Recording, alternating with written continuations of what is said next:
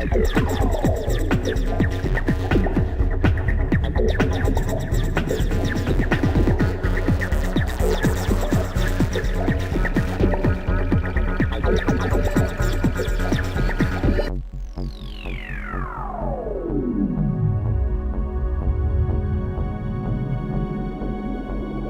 in spiritual physics, you've really got 5 dimensions, not 11. You've got the regular 4, and then on top of that you have all the things that might be, could be, potential. In actuarial science we call that probability. A probability can be 0, a probability can be negative. So it's as if everything cycles through the rules of truth, which are, epitomized by math. Because math deals with things you can see, touch, taste, and feel, and also with things that we call not real, but yet real. Now, I submit that if you were going to have a theory of everything, the theory of everything is actually contained in those 5 LXX verbs of Isaiah 53, 10 through 11. Okay, the first verb, if I recall properly, is katarizo. And if I call up BibleWorks, I can see that. The second verb should be aphaireo. And the third verb should be daiknumi. Let me get to Isaiah first. Talking off the top of my head, and that's never a good thing to do. And let's see, here we go. Okay. I'm reading from BibleWorks. Yeah, first verb, it's represented as an infinitive aorist.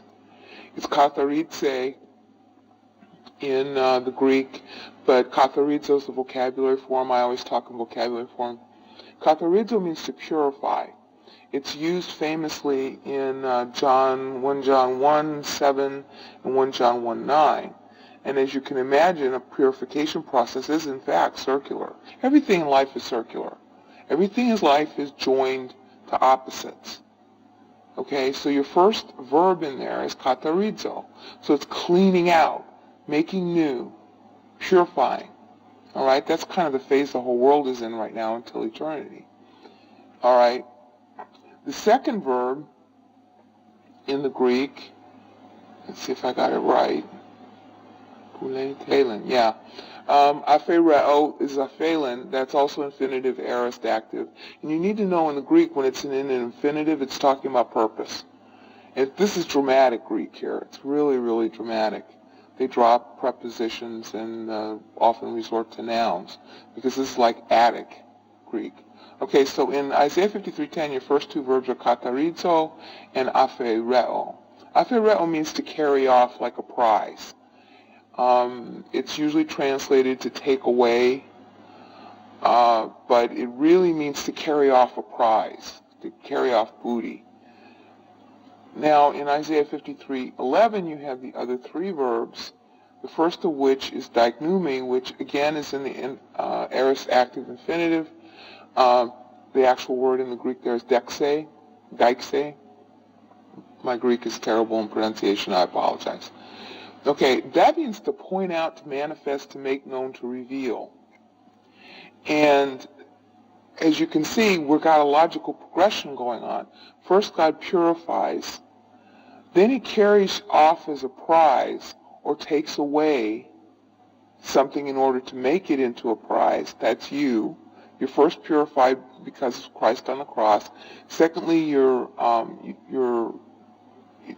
old you is taken away, and you are now a prize of Christ, which means you're going to get his brain, and that's what the third verb, daiknumi, is about. To reveal, point out, make known to you, put his brain into your brain. I like the way 1 Corinthians 1:5 puts it in the Greek, his words in your words. It's wordplay, and they never translate that right. I love that verse. Okay, so the third verb, as you can see, we start out with purification. That's katarizo. We then go to aphaireo, carrying off something to make it into a prize. That's you. And the prize is his thinking. That's the whole theme of Isaiah 53 anyhow. It's, the climactic verses in verse 12. So the third verb is dexe. which is to point out, make known, reveal, manifest Christ in you, the confidence of glory. Colossians 1, 25 through 27, somewhere in there. I think it's 27. So Dexe is all about putting him in you, revealing him to you.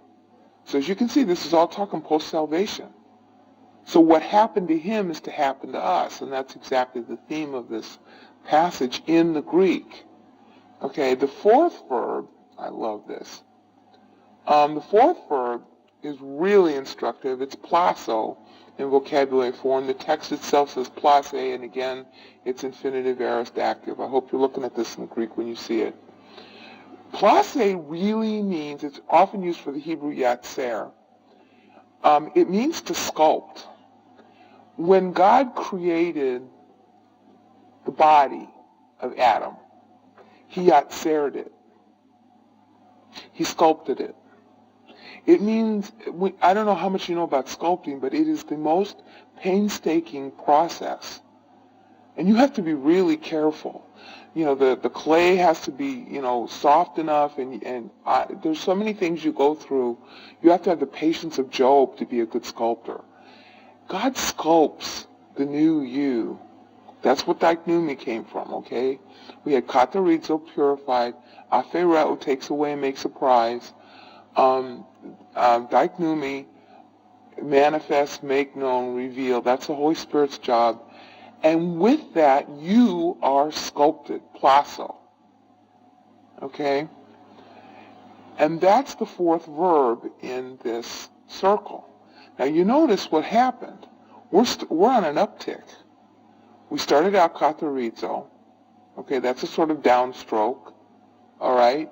Then you have afereo, that's a downstroke, but now carried away to make a prize, you've started the upstroke, and then part of the third verb, therefore, is an upstroke. Reveal, make known, daiknumi. And now we're talking plaso. So the upstroke is coming full circle back toward katarizo. And as it does, the final verb is dikaio. Greek verb dikaio, which in the very clever wordplay of the Greek there is dikaiose, dikaion.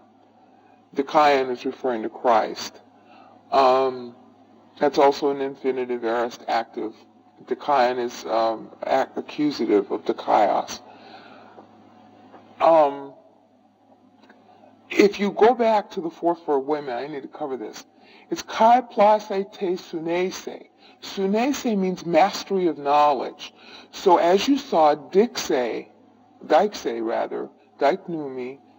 the making known and all that, makes known his brain into your brain. God sculpts his brain into your brain, and the way you know that is you got place te sunese. Sunese is from sunesis. It's usually translated wisdom. It has a lot of translations used. But it means mastery of knowledge. Okay? And it ties back to Isaiah 52:13, where the first word in the Hebrew there is, well, not the first word, it's hine yaskil. It's hine yaskil abdi yarum. Okay, my Hebrew sucks too. Yaskil means he will be caused to know. Sunese ties to that. So you are getting sculpted, place, te is monadic, sunese is his knowledge. Okay, and through that, made righteous. He was made right. I mean, the passage in 53:11 is saying he was made righteous by means of his knowledge. Okay, and that's what happens to us. That's the fourth verb there. So dikaiose, dikaion. Dikaion really begins a new phrase. But it's tied to dikaiose because that's what happened to him. So the fifth verb is dikaio. So now you have your whole circle in spiritual physics. First verb, katarizo. Second verb, afereo. Third verb, daiknumi. Fourth verb, plaso. Fifth verb, dikaio.